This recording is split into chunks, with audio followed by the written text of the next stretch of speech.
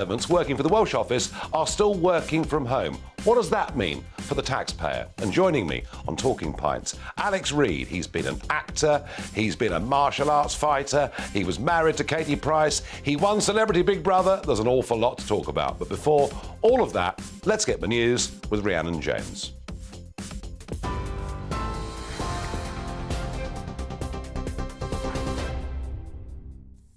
Thank you, Nigel. Your top stories from the GB newsroom. The first Channel migrants of the new year arrived at Dover Harbour today. GB News can reveal that dozens of mainly young men were picked up from a small boat around 9 miles off the Kent coast. It's understood there were more than 40 people on board. It comes as UK and French authorities start patrolling beaches together for the very first time in a bid to stop migrants from making the crossing. 3 people have died after a fire broke out at a hotel in Perth. Police Scotland's confirmed 11 others were treated for minor injuries. Emergency services were called to the New County Hotel in County Place at around 5 this morning. The cause of the fire is still unknown. Health bosses are calling for the government to declare a major incident within the NHS over mounting pressure on the service. The Royal College of Emergency Medicine claims as many as 500 people could be dying each week because of delays to critical care. The government says it recognises the pressure faced by the NHS. Lisa King told GB News her husband would have survived if he'd been treated in time. 500 people a week dying in NHS hospitals because they were denied the treatment and appointments that they needed. What my husband died from was very treatable. He did not need to die. He should never have died. And for every one of those 500 a week that are dying, there is a family behind them. There is a husband, a wife, a partner, a son, a daughter. Thousands of mourners are paying their respects to Pelé at the grounds of his former club Santos. The Brazilian football legend died last Thursday. He was undergoing treatment for colon cancer. The 3-time World Cup winner was 82. The procession will continue through the streets of his hometown tomorrow, followed by a private family burial. And former tennis star Martina Navratilova has been diagnosed with throat and breast cancer. The former world #1 previously underwent treatment for early-stage breast cancer back in 2010. The 66-year-old says the new diagnosis is serious but still fixable. TV, online and DAB+ radio, this is GB News. Now it's back to Farage.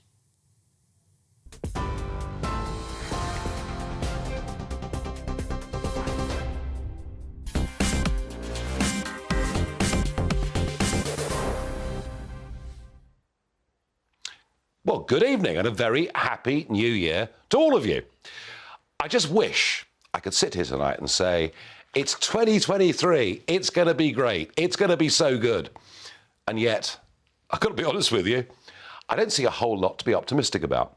Yes, of course, we face problems, and these problems of inflation and strikes and health issues, they come back to haunt us every 2 or 3 decades. That's life. But do I have confidence we have a government that actually can deal with all of these problems? Well, sadly, the country is being run, or should I say run into the ground, by the Oxbridge set, a group of people. Oh, they're highly educated. They've got jolly good degrees. It's just that in terms of life experience, very few of them have ever actually done anything. And I fear the problems within the NHS, the problems of cross-channel migration, the problems, frankly, of people becoming overtaxed to the extent that so many of our young, bright entrepreneurs are leaving for Portugal, Italy, America, Australia. I just don't have the confidence and the belief this government will deal with any of them. But I don't want to sit here every night just whinging about what's going wrong. I want to try and find, over the course of the next few weeks and months, some positive solutions to the problem. Well, let's begin the first show of 2023 with a very sobering, perhaps some of you need this, a very sobering statistic. Every Tuesday morning, the Office of National Statistics put out some figures. Now, yes, I know all stats need to be queried, looked into and thought about, but these figures, I think, are accurate because they actually give you the number of people who officially died in the last week. And something remarkable has been going on for the best part of a year now. Over the course of the last 6 months and more, on average, every single week, 1,000 people more are dying than statistically we would expect for the age and health of our population. Something is happening out there. Now, this is not a subject that many people want to touch upon. And I've been looking at it and scratching my head and asking myself a whole load of questions about this. But the extraordinary statement that came yesterday from the president of the Royal College of Emergency Medicine, Dr. Adrian Boyle, who told Times Radio that he thinks between 300 and 500 people a week are dying as a result of delays and problems with urgent and emergency care. And above all, what he's talking about is accident and emergency. The number of absolute horror stories are now beyond belief. That's if an ambulance even gets to you in time. But people going in, people in their 90s, being made to wait 18, 20 hours on trolleys, sitting on chairs, probably in many cases not even offered a glass of water. It is part, and I was telling you this before Christmas, of what I'm now calling broken Britain. We have to be frank about just how bad our problems are. So I thought to myself, well, maybe if Dr. Adrian Boyle is right, if 300 to 500 people a week are dying unnecessarily because A&E doesn't work anymore, maybe that helps to begin to explain these excess deaths of 1,000 every week. But I am not a statistician, but James Wells is. And James, you worked at the ONS, you held senior positions there. You were a member of the European Parliament on the Brexit cause for a period of time. But let's talk statistics. 1,000 excess deaths a week. Yeah, I mean, it's quite sobering, isn't it, Nigel? And I think what the way I would describe the establishment and their sort of trying to explain these figures is a little bit like a sick, demented Christmas pantomime, where they're pointing everywhere, and there's plenty of us saying it's over there, and these excess deaths have been going on since May. Like you said, it averages out about 1,000 a week. Yeah, as I look at these figures every week, and I try to ignore it to begin with, but you can't now, can you, after 8 months? Well, the thing is, I think the reason we can't ignore it is because it's across all age groups, and particularly in the young. We're seeing 10 to 15% excess deaths in the age group between 24 and 59. And when you dig down into the data, it's actually heart attacks, heart conditions that are causing these deaths. And as I said, when you listen to what the establishment is saying, it's all muddled. So, OK, let's just deal with the numbers. Yeah. Right? So just repeat that figure, because this is not an arguable statistic. Young men up to the age of 59, increase in heart deaths. Yeah, young men and women, by the way, although I think it's slightly higher for men. But yeah, between the age, I mean, that's the most worrying, because I think, it spans all. Just give us a go. Yeah, so basically we've got an excess deaths, an average of around 1,000 a week. It comes out around 10%, give or take a few percentage. And this is consistent week on week since May. So it's been going on for a long time now. There's something going on there that poses a question. This isn't just an anomaly. This is something that's happening. And we had the British Heart Foundation before Christmas. First of all, they were putting it down to delays in ambulance times. Well, I mean, that's all very well, but that doesn't explain why people at that age group who, we haven't seen this before, are having heart attacks in the first place. So that's number one. Then we had Chris Whitty about a week ago. He said the reason for this was that because of COVID, people weren't getting diagnosed. Well, it was a bit more detailed than that. So he suggested that people who had missed their GP regular health checkups, whatever that is. I mean, who has, especially young men and young women in the age group between 24 and 50, how many of them have regular health checkups with their GP? But anyway, he said because they've missed their health checkups, conditions have been missed and they're maybe not on statins or blood pressure. Now, you can explain maybe a little bit of a movement on the dial, but you can't explain 1,000 a week from that. It's ridiculous. To be honest with you, it's an insult to our intelligence. And there's no evidence to back it up. Just the same with the British Heart Foundation as well. That's the important thing. They're just making speculations and there's no evidence to back it up. Now, you're suggesting, James, that a contributory factor to this death of young men and women through heart conditions are side effects from the vaccine? I'm posing the question. I'm posing the question. There is a question mark here that the government, and they need to look at. We need an inquiry into this. This has been going on since May now. These are young, healthy people that are dying. And at the moment, it seems the government, all they're doing is scrabbling around and, like I said, just sort of saying, well, it might be this or it might be that. I think this is serious enough now that they need some kind of independent public inquiry because, you know, if you back out from all of this, there is data emerging across the world now which is showing a link between the vaccines, particularly the mRNA vaccines, and heart issues. And, you know, I've got no trust in the government because when you look at what happened with the AstraZeneca vaccine, that was quietly withdrawn back in 2021. Now, European countries withdrew it in March. Our government dragged its feet and it quietly took it off the market in about June, July. There was no announcement.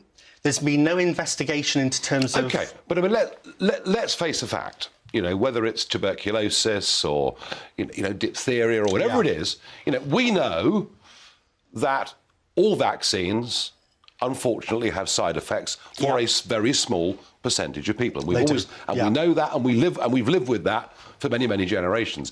Is there a counter-argument that Mr. Whitty could put that says, look at China, that has an ineffective vaccine, people are dying in large numbers. Yes, some people have suffered, you know, heart problems, but maybe the vaccine saved a huge number of lives. OK, well, to answer that question, we need to go to the gold standard of evidence, which is actually randomised controlled trials. And if you look back at the Pfizer data, it's crazy that more people don't know this. When you actually, they've reanalysed the Pfizer data, and it actually shows in their data, which is the gold standard, that the vaccines do more harm than they do protect people. That's there for people. Is that for young people? That's there for all age groups, but it gets more significant as you get younger. but it's certainly true of people in their, you know, in their 70s as well. The thing that the latest statistic which they've analysed from that data is that adverse reactions, whether they're straight after the vaccine or we're seeing heart issues developing months afterwards, is 1 in 800. OK. Now, 1,000 a week, you know, excess deaths nationally, 1,000 a week, unarguable figure. Does perhaps this accident and emergency statement that we have had in the last 24 hours of maybe 300 to 500 a week, is that part of the explanation? Yeah, well, of course it is. I mean, the NHS has been on its knees for, what, 10, 15 years. Yeah. We've got a crisis every year. When people are not getting beds and we're running out of oxygen, of course, that is contributing to excess deaths at the moment. But that doesn't explain, like I said, the problem is with all of this is we've got these two things, and I think people are trying to muddy the waters in between. Okay. And I get your point. Yeah. I get your point that a government that has pushed the vaccine as hard as it is doesn't want to admit any harm at all, even if statistically it's a tiny number of people. It's still a significant number of people. James, you've called for a public inquiry. What form would that take? Needs to be an independent one, I think, definitely, because pharma has an awful lot of influence, far too much influence over our regulators. The MHRA, I think they get I think it's around 70, might even be as high as 80% of their funding comes from pharma. Yeah. We know that universities are funded and politicians are influenced and lobbies by big pharma. So it needs to be independent, number one. There is another question as well, actually, from my old employer, the Office for National Statistics. Up until July, they were publishing all-cause mortality statistics by vaccination status. They suddenly stopped doing that in July. They haven't explained why. They've been asked publicly. And that data, believe it or not, because they can link that to things like statins, to things like heart conditions, that would give us an awful lot more information. So why have they stopped publishing that data? They've not come out with an explanation. It's a fair question. Yeah.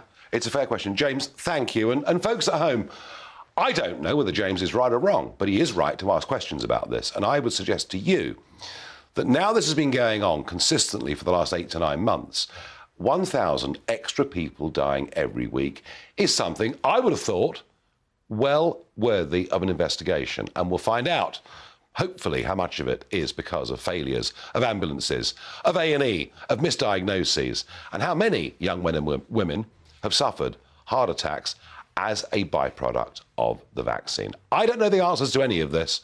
I would suggest what you've heard just now statistically demands an investigation. Give me your thoughts. Farage at gbnews.uk. In a moment, we'll have a look and we'll ask a question. Why are we, the taxpayer, funding the Welsh office for 9 out of 10 of their employees to work from home whilst they've still got very expensive buildings? What the hell is going on in Wales?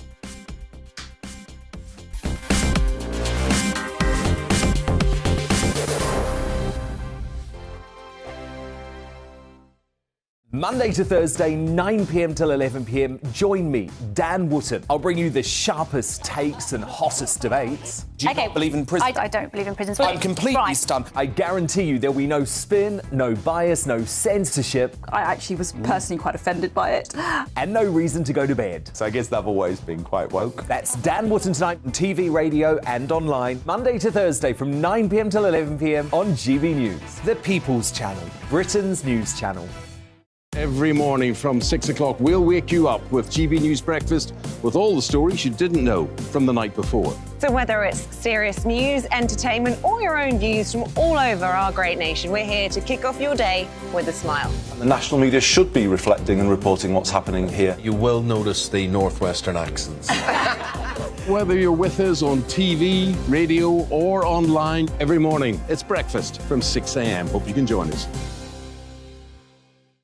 Join me every Sunday at 6 p.m. for Gloria Meets. In exclusive interviews, I'll be finding out who our politicians really are and what they really think. It's something that you would never want anyone to suffer. I didn't know what channels there were. I didn't think I'd be believed. I must have weighed about 7 stone and I'm 5'8". My instincts was to sort of cover this up. I mean, clearly that was a mistake. Join me every Sunday at 6 p.m. on GB News, the People's Channel, Britain's news channel. Hello there, it's Eamon Holmes here from Breakfast on GB News. We're not just on your television and your screens, you know. We're on DAB plus digital radio, so you can listen to your favourite shows on the move. If you've not yet listened to GB News Radio, it's very simple. We're on your radio player and TuneIn apps, on your smart speaker, phone or tablet, or online at gbnews.uk. Take us with you wherever you go. GB News Radio. You never have to miss a moment of the People's Channel. My name's Tom Harwood and join me 9:30 a.m. every weekday for The Briefing, your one-stop shop for everything you need to know about what's going on in politics today. I wonder if this is a deal that might need to be like the biscuits in this factory, twice baked. Is there not an opportunity here to win out against the extremes? Tom Harwood, GB News. What are you going to do about it? Things should have been done differently, and they certainly are being done differently. Don't miss it. The Briefing with me, Tom Harwood, 9:30 Monday to Friday on GB News. Hello, I'm Simon Evans. Join me on GB News for Headliners at 11 p.m, where I'll be joined by 2 of the country's top comedians as we take a look at tomorrow's newspapers tonight. If it's a big story, we'll be covering it, I guarantee, but we'll also have some fun along the way. That's GB News Headliners at 11 p.m. We won't put you to sleep, unlike some of the other paper review shows out there. So join us, 11 p.m, 7 nights a week.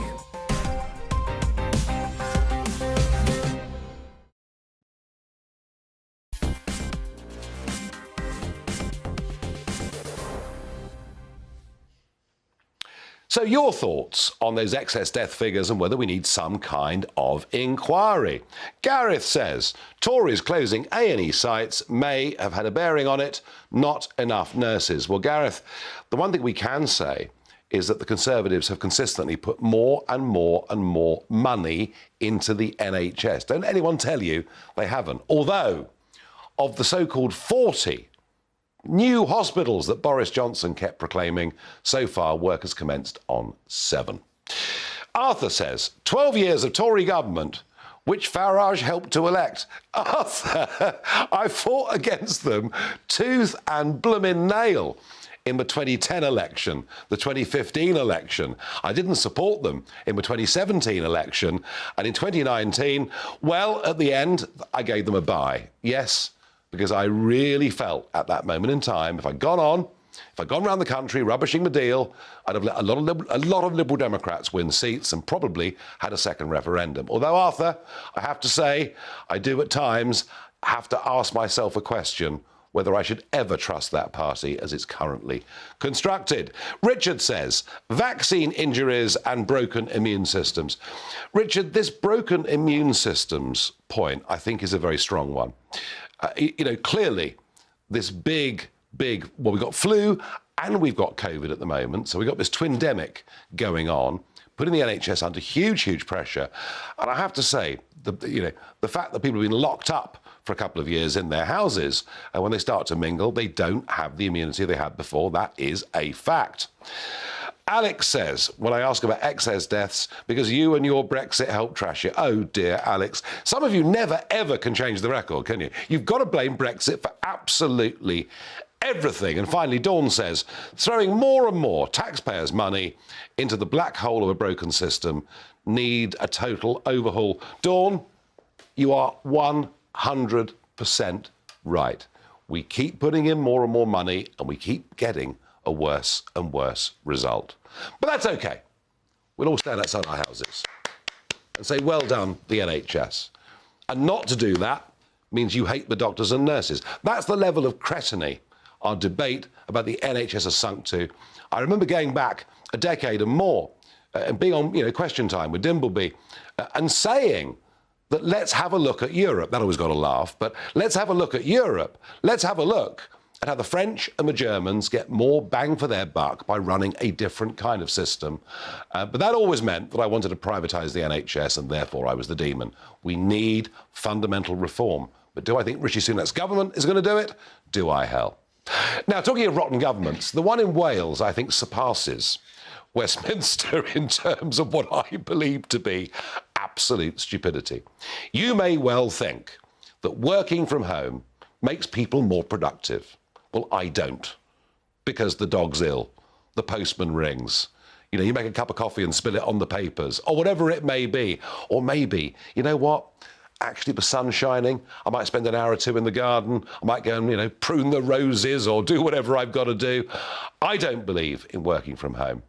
But it is absolutely astonishing that the Telegraph have revealed that in the Welsh office, 9 out of 10, I'm not joking, 9 out of 10 people in the Welsh office are working from home, and yet they've still got expensive buildings to run. What does this mean for taxpayers? I mean, that's the thing that really gets me.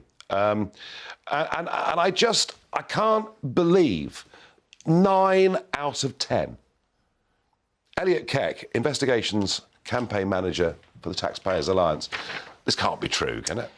When I opened up the story in the Telegraph this morning, I was initially going to cut Mark Drakeford a little bit of slack because this is a problem that we see across the country. His councils, civil service departments, quangos. This is something that we're seeing across the UK. It's not specific to Wales, but when you read into the story a bit more, Wales is by far and away the most egregious. 1 in 10 is a figure that we don't see across the civil service, which is now starting to tick finally above 50, 60%, and where UK ministers, maybe they're not trying hard enough to get civil service back in the office, depending on your view, but they are trying, and Drakeford shows absolutely no inclination to do so. So the Welsh First Minister, Mark Drakeford, I mean, is he happy with this? He is happy. He said in his quote, he said that working from home brings benefits to local businesses, individuals, employees, families, etc. How on earth Welsh civil servants on very good pay working from home 9 days out of 10 brings benefits to local businesses is absolutely because they're not at home working. They're down the pub or down the shops. I can see how it brings benefits to them, but to local businesses it's extraordinary. And I'll tell you who it doesn't bring benefits to, and that's a taxpayer that foots the bill for these very expensive offices. Yeah, let's talk about that. So we've got government offices owned by government or rented or a bit of both? Yeah, a bit of both. A bit of both. Normally, with public offices, of course, the lights are on all night. Maybe there's been a little bit of a cutback in that.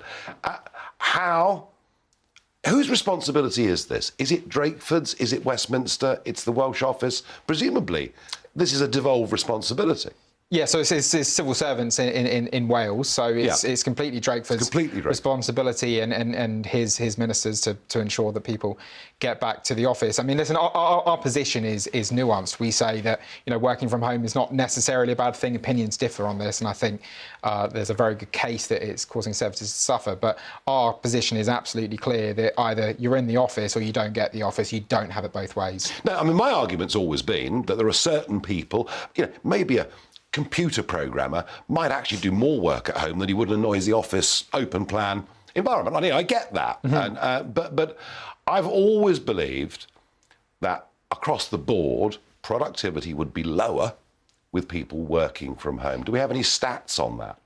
Well, certainly what we saw in 2019 is that for the first time in quite a few years, public sector productivity ticked down a bit. That's the latest release. The next release is coming out within the next couple of months. But I think, you know, the fact that companies are starting to ask people to go back to the office more when during the pandemic there was full working from home does show that, you know, companies themselves recognise the... So the private sector... Yep. The private sector who basically go bust, yep.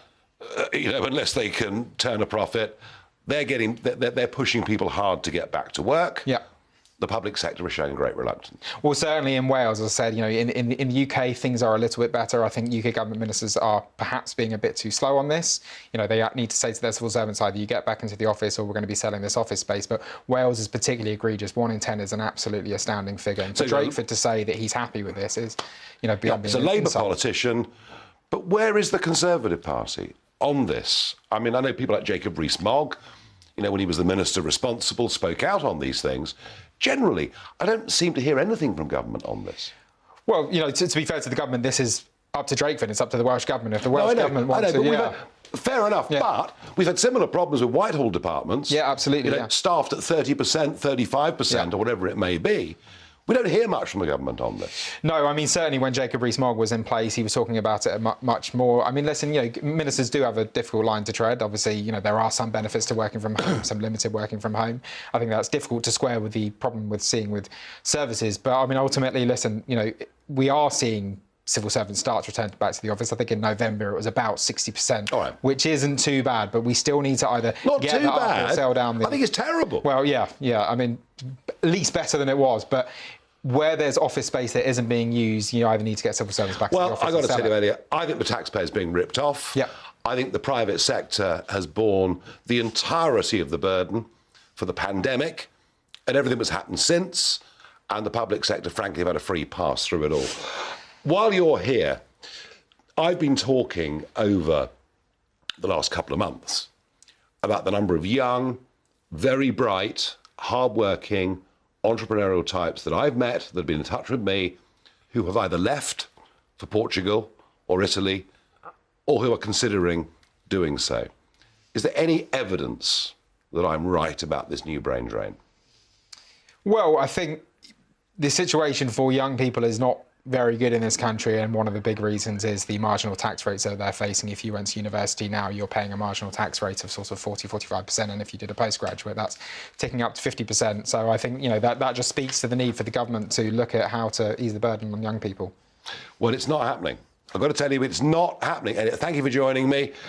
I don't know what you think, but I mean, I just think this is absolutely scandalous upon taxpayers who are being asked to dip into their pockets more and more and more. We need better value for money and braver leadership from government. In a moment, we'll talk about the migrant crisis. Yes, the first boats arrived in Dover today. What's going to happen in 2023? And Tony Smith, the former boss of Border Force, offers a short-term solution.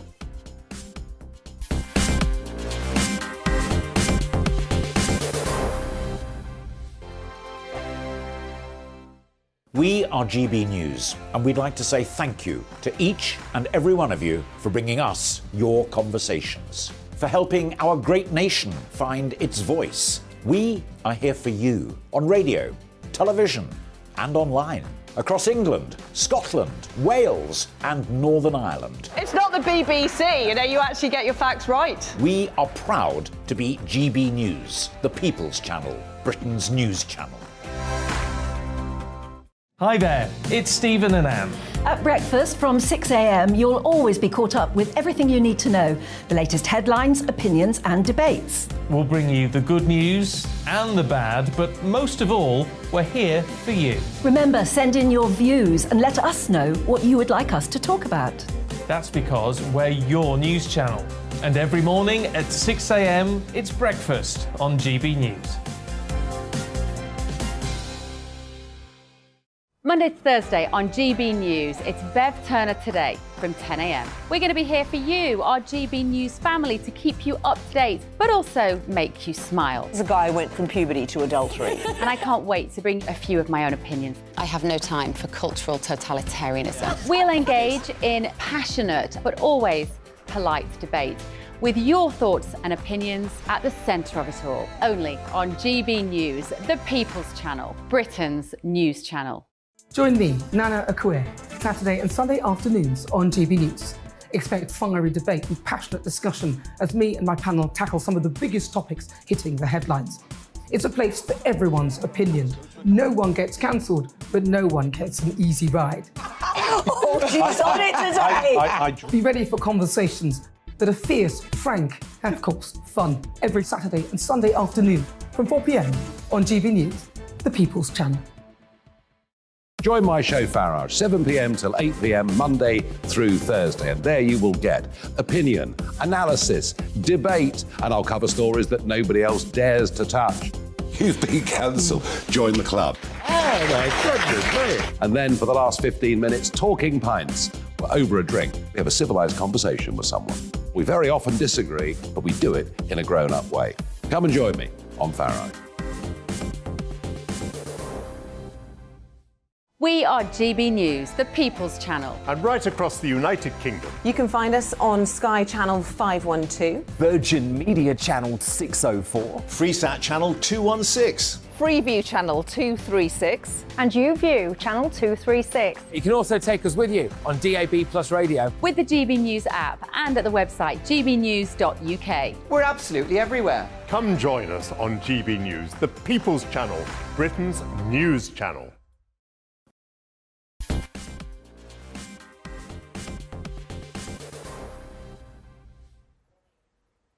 Well, overnight, the endless gales ceased. There was a bit of a window in the weather. And guess what that means? Yes, of course, you know what it means. It means the first migrant boats began crossing the English Channel. Mark White, our Home Affairs editor, was in the port of Dover today. Heading into Dover Harbour, the Border Force vessel Defender, carrying dozens of mainly young men, pulled from the first small boat of 2023. Poor weather in the Channel prevented several other small boats from making it into UK waters. As around 40 people were taken away for processing by Border Force, official sources have told us they're prepared for another year of record high arrivals. It's prompted Tony Smith, the former Director General of Border Force, to call for a far tougher approach to dealing with the crisis. We've got to get into detaining people when they arrive here who are manifestly unfounded, abusing the system, detaining them only for a limited period, for as short as period as this. No one wants to lock people up for months and months, but get all the legal barriers, all of those dealt with really quickly under a detained fast-track process and start seeing removal. We've done it before. We did it in the UKBA when I was there. We had a detained fast-track process and we did deliver significant removals, and that's the best way of getting control of this. The most obvious candidates for fast-track removal are the 13,000 Albanians who arrived on small boats last year. The UK government has agreed a new rapid returns policy with the government in Tirana, but so far only a handful of Albanian nationals who arrived across the Channel have been sent back. Another key agreement in the government's plans to tackle the small boats crisis is the Rwanda deal. Although the High Court has now ruled the plans to process asylum seekers in that country are lawful, with the possibility of further court appeals, no flights have so far taken off bound for Kigali. It's taking about 450 days for that to be decided. Why can't those claims be decided within 28 days? Conservative MP James Daly, who sits on the Home Affairs and Justice Committees, believes, despite any obvious momentum, in the year ahead, Rishi Sunak's government has the right plans in place to tackle the Channel migrant crisis. This is the moment where we can do something about it. The question which people will judge us on is, should we have done that 3 years ago? And it's to where we are now. We knew this was coming. We knew these numbers were coming. And it's not acceptable. But I can only be a politician now stood in front of you who says, I want to look forward, we've got the right set of ministers in place, we're going to deliver, in my view, having had talks with various ministers. And that's where I think we're in a good place at the moment to deal with it. Another one of Rishi Sunak's plans will see the creation of a new Home Office-led unit, bringing together Border Force, the military and the National Crime Agency to focus more effectively on tackling the Channel migrant crisis. The establishment of a dedicated small boats operational command will see the arrival of hundreds more personnel here in Dover. But will it lead to a reduction in crossings? Well, critics suggest all it'll really do is ensure that small boats are intercepted and migrants are processed more efficiently. And for the year ahead, authorities are already quietly planning for up to double the number of last year's arrivals.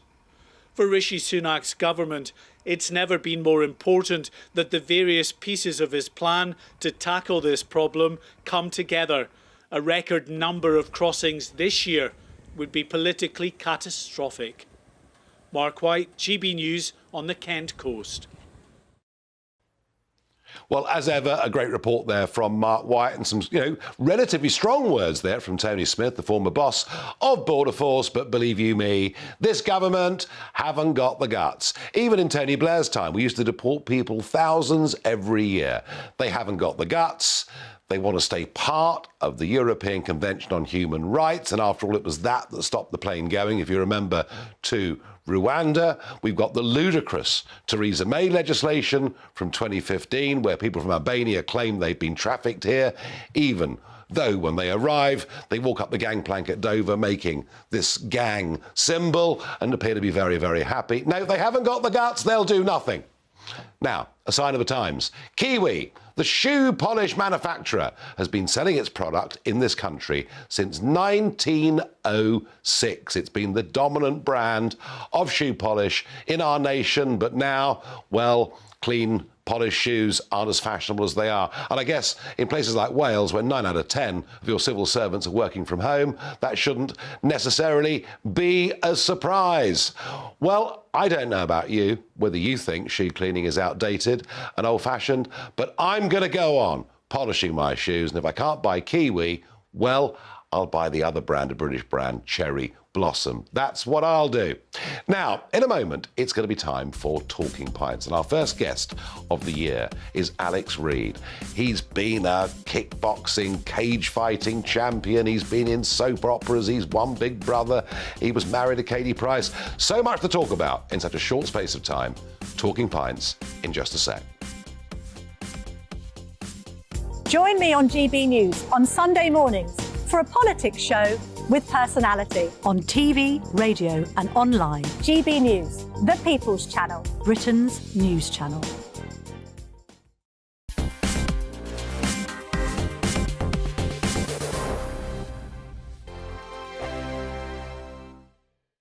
Monday to Thursday nights on GB News. At 6, it's Dubes & Co. 7 o'clock, Farage. At 8, join Mark Stein. And at 9, Dan Wootton Tonight, followed by Headliners. On TV, radio and online. This is GB News. Here on GB News Live, we'll be keeping you in the picture, finding out what's happening across the country and finding out why it matters to you. We'll have the facts fast with our team of reporters and specialist correspondents. Wherever it's happening, we'll be there from 12 noon on TV, radio and online. GB News, the People's Channel, Britain's news channel. Hello, I'm Michelle Dewberry, and you can join me every weekday 6 till 7 on Jubes and Kerr. Me and my panel will get stuck right into the day's events, and I can tell you, in fact, I can warn you, expect some robust debates, some strong opinions and perspectives from both sides of the fence. It's about you at home as well. I love to read out all of your comments, or at least as many as I can. So join me, Michelle Dewberry, Monday to Friday, 6 till 7 on Jubes and Kerr. We are GB News, the People's Channel. Why not take us home with you by visiting the GB News shop at gbnews.store. You'll find all the official merchandise, a really good present actually for yourself, your friends or your family. We ship across the UK mainland at no extra cost. GB News, the People's Channel. I'm Mark White. As GB News Home and Security Editor, I cover those key issues that are so important to you. Our authorities, our communities doing all they can to combat violent crime. With the public services under unbearable strain, why are we still failing to control our borders? Defence, the first priority of any government, has been continually hollowed out. Can we trust our politicians to protect the armed forces? Join me, Mark White, on GB News. We are GB News, right across the nation. You can get us on television, on radio, on digital. We're absolutely everywhere. Amazing! You see, amazing! You remind me of me in the European Parliament. But here's the most important bit. We are not part of the mainstream establishment. We think and speak just like you do. We are the People's Channel. Magnificent. That's really, really thoughtful. Come and join us on GB News, the People's News Channel.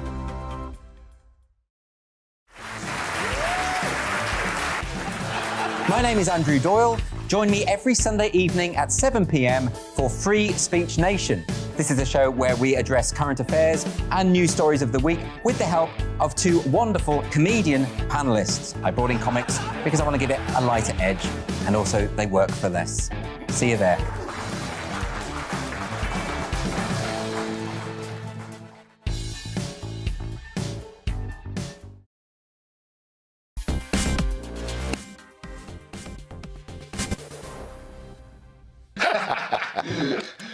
It's Talking Pints, the first one of the year. I'm joined by Alex Reid. Alex, welcome to the programme.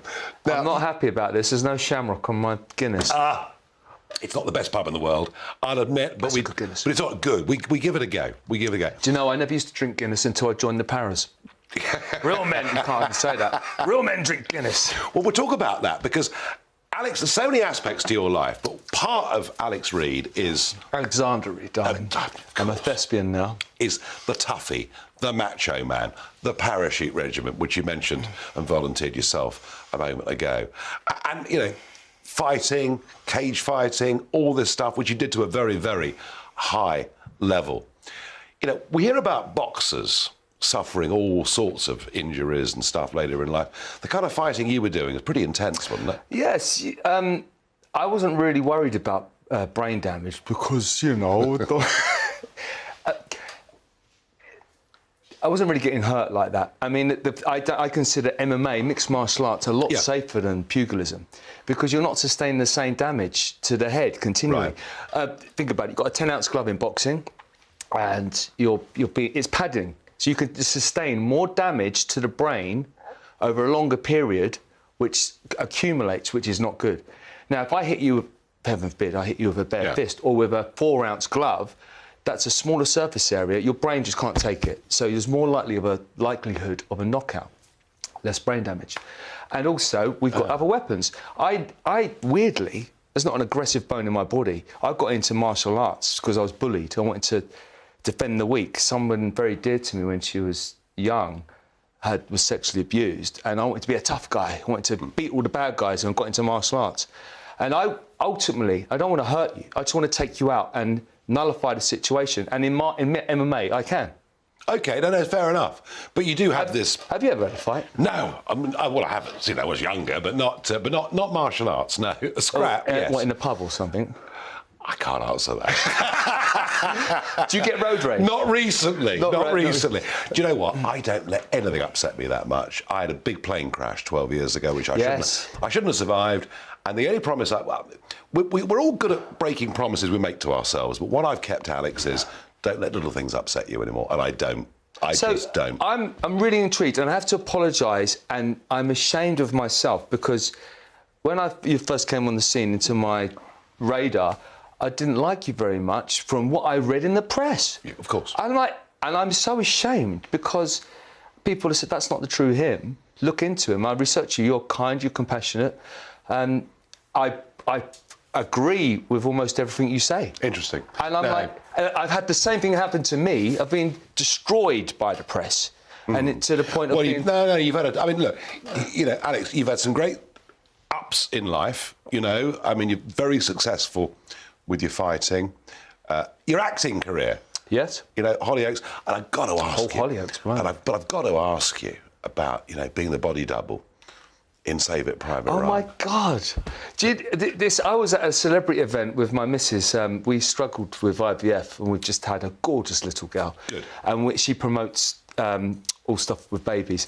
We're at this celebrity event for babies, and we're in the breakfast hall because we stayed in this posh hotel.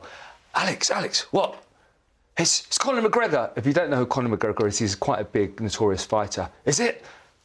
It's not Conor McGregor. Oh, no, it's Wayne Rooney. And I actually Googled him, and it's Wayne, and it is Wayne Rooney. And all of a sudden, I got all shy. She said, go and get a picture with him. And I was like, but I went over, all right, a whole England team. I don't follow football. I know you're a big football fan. Although I did play for Manchester City in 2000 to 2003. And I went and said that. I said, guys, I'm sorry to disturb you, but all the England team and Wayne, I'm fit again. I'm ready to play. And they will look at me, who is this idiot? Well, I did play in Hollyoaks. I was doing, and Wayne said to me, you were in Saving Private Ryan. Yeah. I was like, wow, that was weird. I'm going over there nervous, and he was remembering me. What an incredible film. Amazing.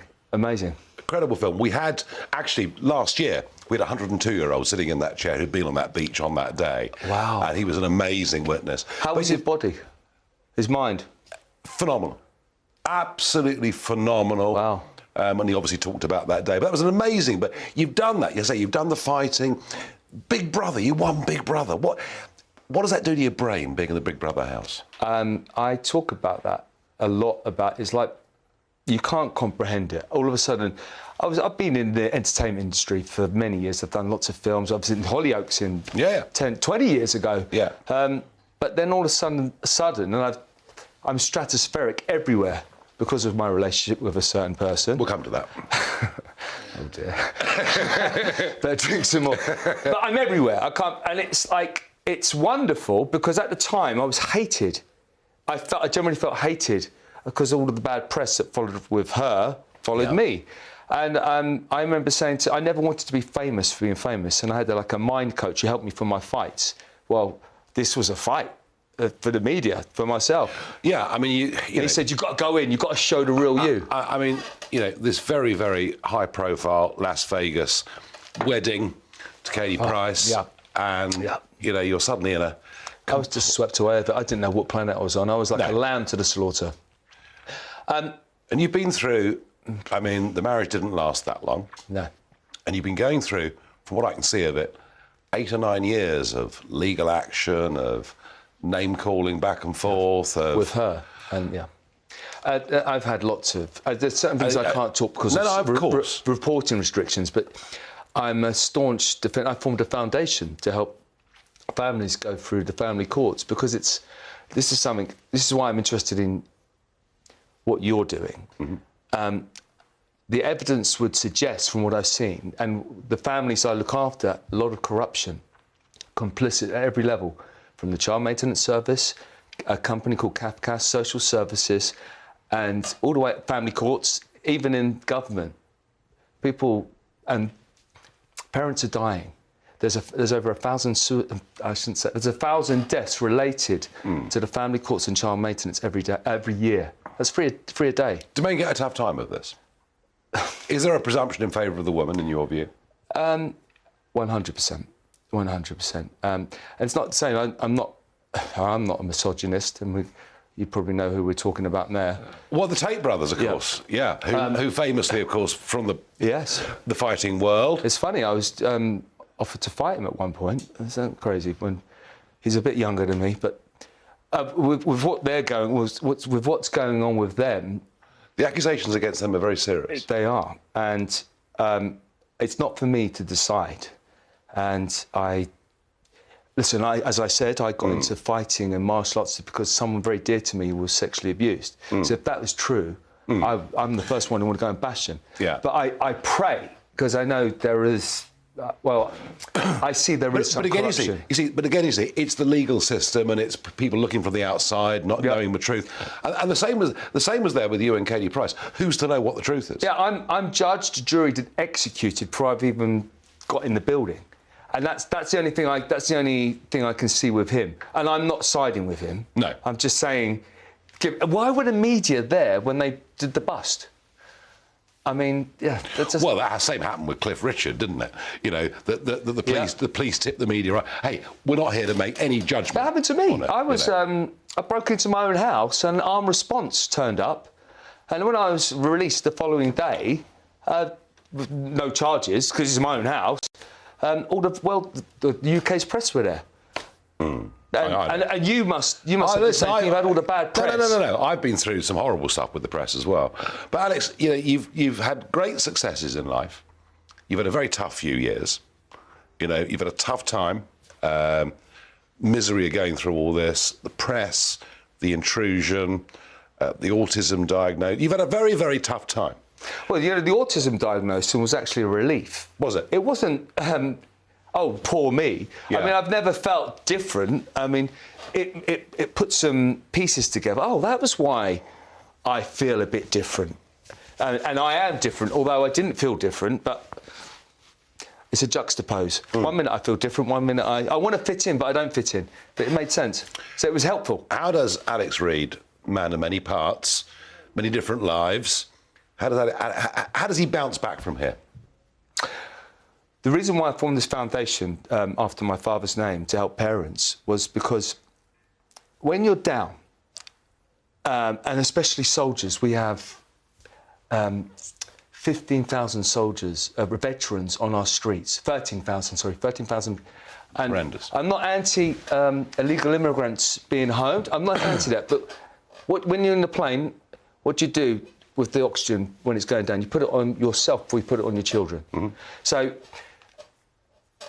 we need to help our soldiers who've supported us. Now, with these soldiers, what was your question? I was basically saying, how does Alex Reid, who's had some great successes in life, but been through a tough time over the last year, how do you bounce back? And you talked about the positivity of doing the foundation. Talking about the soldiers. As a soldier, you're big, you're tough, you're strong. You don't want to get help. Yeah. You fight a battle, guess what? You've got a whole support unit. You've got all different people helping you. So you don't fight a battle by yourself. When you've got mental health yourself, you need support. So thank you. You go and get support. I went and got support. And now I'm supporting other people. Good. And we just need to be a bit more compassionate. Do you know about the Japanese scientist who studied water? Go on. 3 glasses of water and rice. 3 bowls of water and rice. It's talking about water having emotional intelligence. First bowl of water, I love you, you're gorgeous. Second bowl, I hate you, you're horrible. Third bowl, just completely ignored. Over a period of a month, first bowl fermenting, gorgeous, beautiful. Second bowl turned black. Third bowl rotted. Now, we're made up of water. We're made up of a lot more. I don't know what your spiritual belief pattern is. I believe in soul. There's a lot more to us. But if you're saying bad things to someone all the time, they're going to take it on. And just if you're going to talk on a physical level, science with the water, that's going in us. So we just all need to be a little bit more compassionate. It's a scary world out there. It is. But you're going to fight back and get back on top, yeah? Oh, I'm not going to. I am. Good. I've got a speaking tour, helping people, talking about mental health. Come and watch me. Alex, great guest. Thank you for coming on. Can't keep this guy down. No question about that. Thank you. Thank you, sir.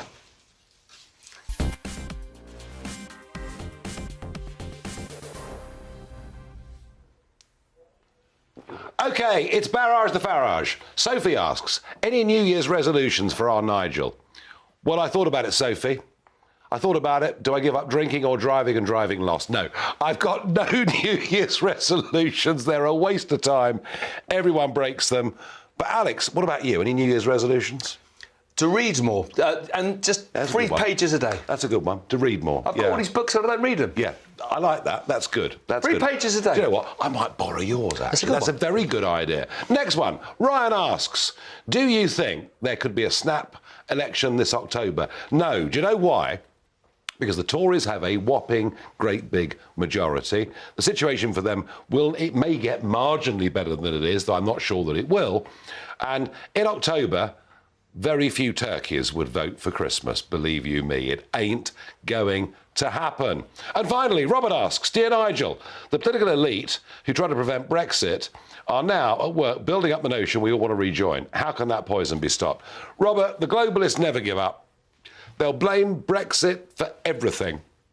There is very little chance of us having a referendum on this issue again. What we need is a government taking the opportunities of Brexit and doing something about it, rather than this useless Oxbridge lot who don't know how the world works. Never mind, I'm back tomorrow at 7. Right now, you're going to Patrick. Well, thank you very much, Nigel. A fantastic show, as always. Yes, I'm filling in for the wonderful Mr. Mark Stein, and will be for the rest of the week. I've got loads coming your way. Charlie Peters is back with us. We've got another shocking revelation in the grooming gang scandal. Apparently, if you stifle an investigation, you can coin it in the public sector. Who would have thought? You do not want to miss these revelations. Looking ahead to this evening's weather, and the UK is looking mostly dry and settled, but with a few showers in the far northwest. Here are the details. It will be a fine start to the evening across the southwest of England. The wind will be light and skies will be mostly clear, allowing temperatures to dip fairly quickly. The southeast of England will experience similar conditions with generally dry weather, no more than a gentle breeze and plenty of clear periods. The odd patch of cloud is possible near to the south coast of Wales, but it will be a dry early evening elsewhere with clear periods. A ridge of high pressure will be toppling across the Midlands from the west, helping to give light winds and a quiet early evening. It will be turning chilly though under the long cloud breaks. Chilly too for the northeast of England, where skies will generally be clear, a bit more breeze is likely than further south, but temperatures will still begin to fall away. 1 or 2 areas of low cloud will drift across southern Scotland from the west, but it will stay dry with some clear spells. Northern and western Scotland might catch a shower. The breeze will gradually start to pick up across Northern Ireland heading into the evening, although at this point it will be dry and there will be some clear breaks. It will turn frosty this evening, especially in the east. However, wet and windy conditions will reach many areas from the west later. And that is how the weather is shaping up overnight into tomorrow morning.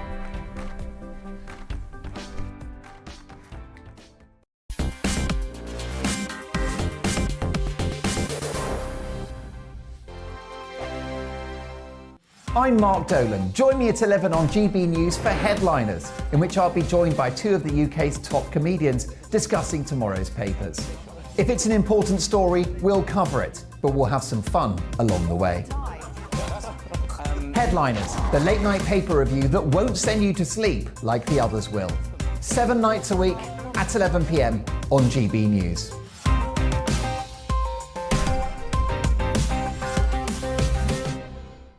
Monday to Thursday nights on GB News. At 6, it's Dubes & Co. 7 o'clock, Farage. At 8, join Mark Stein. And at 9, Dan Wootton Tonight, followed by Headliners. On TV, radio and online. This is GB News. Monday to Thursday, 9 p.m. till 11 p.m. Join me, Dan Wootton. I'll bring you the sharpest takes and hottest debates. Do you not believe in prison? I don't believe in prison. I'm completely stunned. I guarantee you there'll be no spin, no bias, no censorship. I actually was personally quite offended by it. And no reason to go to bed. So I guess they've always been quite woke. That's Dan Wootton Tonight on TV, radio and online. Monday to Thursday from 9 p.m. till 11 p.m. on GB News. The People's Channel, Britain's news channel. Join me, Lawrence Fox, on GB News. Frank, fun, fearless and sometimes serious. Much as I love a Friday night punch-up, what I really want is a battle of ideas. I want to look at things differently. I want to hear different voices and engage with your unique experiences.